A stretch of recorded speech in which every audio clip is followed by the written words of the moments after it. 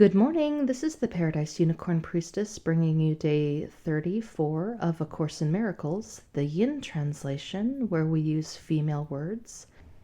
This would be February 3rd if you are starting at the new year. The voice for God. Healing is not creating, it is reparation. The Holy Spirit promotes healing by looking beyond it to what the children of God were before healing was needed, and will be when they have been healed. This alteration of the time sequence should be quite familiar because it is very similar to the shift in perception of time that the miracle introduces. The Holy Spirit is the motivation for miracle-mindedness.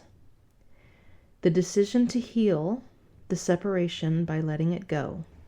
Your will is still in you because God placed it in your mind, and although you can keep it asleep, you cannot obliterate it. God herself keeps your will alive by transmitting it from her mind to yours as long as there is time. The miracle itself is a reflection of this union of will between mother and child. The Holy Spirit is the spirit of joy. She is the call to return with which God blessed the minds of her separated children. This is the vocation of the mind. The mind had no calling until the separation, because before that it had only being and would not have understood the call to right thinking. The Holy Spirit is God's answer to the separation, the means by which the atonement heals until the whole mind returns to creating. The principle of atonement and the separation began at the same time. When the ego was made, God placed in the mind the call to joy. This call is so strong that the ego always dissolves at its sound. That is why you must choose to hear one of two voices within you. One you made yourself, and that one is not of God. But the other is given you by God, who asks you only to listen to it. The Holy Spirit is in you, in a very literal sense. Hers is the voice that calls you back to where you were before and will be again. It is possible even in this world to hear only that voice and no other. It takes effort and great willingness to learn. It is the final lesson that I learned. And God's children are as equal as learners as they are as children. You are the realm of heaven, but you have let the belief in darkness enter your mind so that you need a new light. The Holy Spirit is the radiance that you must let banish the idea of darkness. Hers is the glory before which dissociation falls away, and the realm of heaven breaks through into its own. Before the separation, you did not need guidance. You knew as you will know again, but as you do not know now. God does not guide because she can share only perfect knowledge. Guidance is evaluative, because it implies there is a right way and also a wrong way, one to be chosen and the other to be avoided. By choosing one, you give up the other. The choice for the Holy Spirit is the choice for God. God is not in you in a literal sense. You are part of her.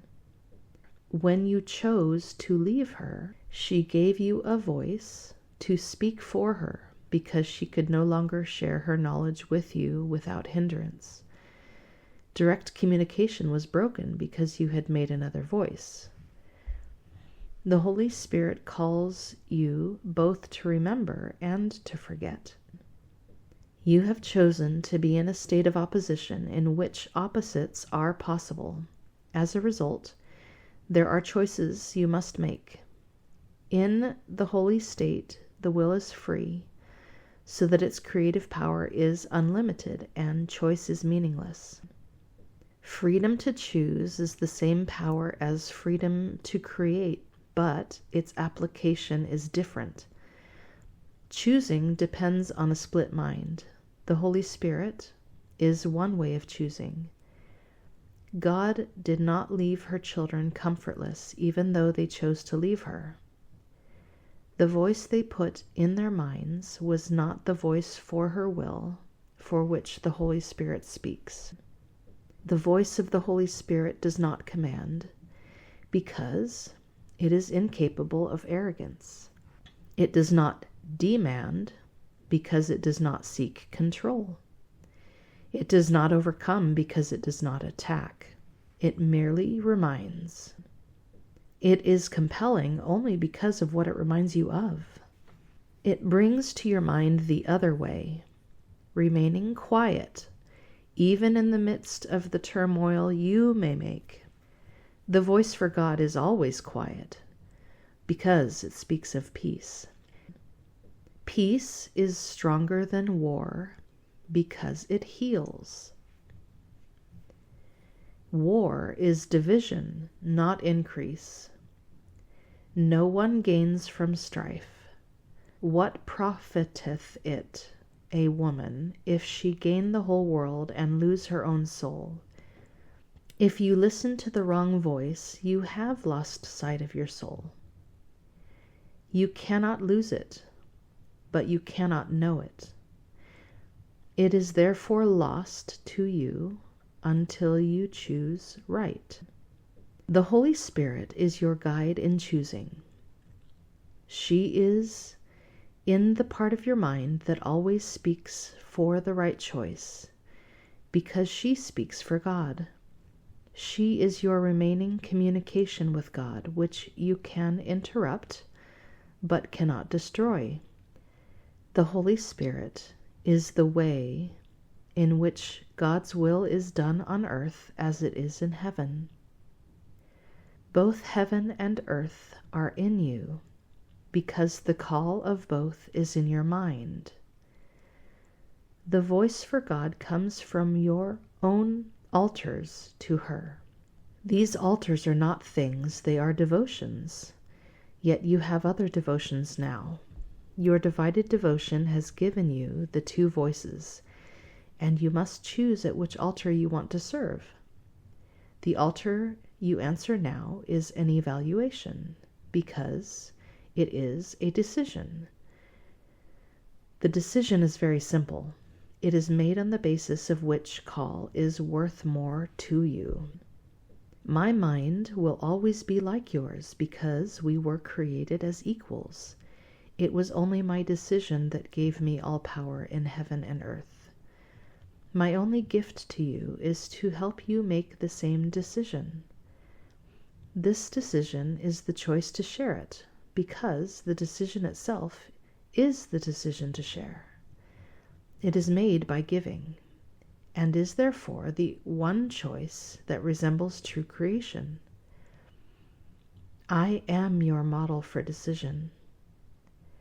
By deciding for God, I showed you that this decision can be made and that you can make it.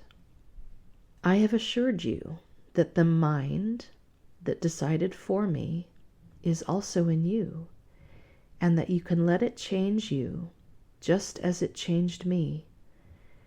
This mind is unequivocal because it hears only one voice and answers in only one way.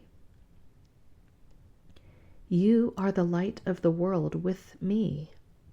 Rest does not come from sleeping, but from waking.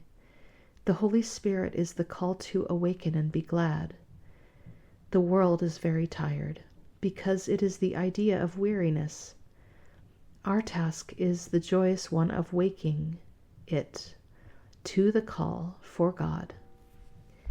Everyone will answer the call of the Holy Spirit, or the childship cannot be as one. What better vocation could there be for any part of the realm than to restore it to the perfect integration that can make it whole? Hear only this through the Holy Spirit within you, and teach your sisters to listen as I am teaching you. When you are tempted by the wrong voice, call on me to remind you how to heal by sharing my decision and making it stronger. As we share this goal, we increase its power to attract the whole childship and to bring it back into the oneness in which it was created. Remember that yoke means joined together and burden means message. Let us restate, my yoke is easy and my burden light, in this way. Let us join together, for my message is light.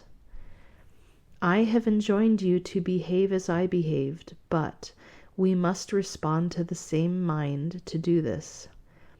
This mind is the Holy Spirit, whose will is for God always. She teaches you how to keep me as the model for your thought, and to behave like me as a result. The power of our joint motivation is beyond belief, but not beyond accomplishment. What we can accomplish together has no limits, because the call for God is the call to the unlimited. Child of God, my message is for you to hear and give away as you answer the Holy Spirit within you. And lesson 34, I could see peace instead of this. The idea for today begins to describe the conditions that prevail in the other way of seeing. Peace of mind is clearly an internal matter. It must begin with your own thoughts and then extend outward. It is from your peace of mind that a peaceful perception of the world arises. 3 longer practice periods are required for today's exercises.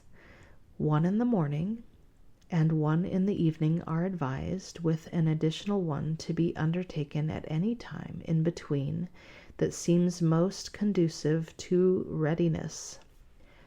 All applications should be done with your eyes closed.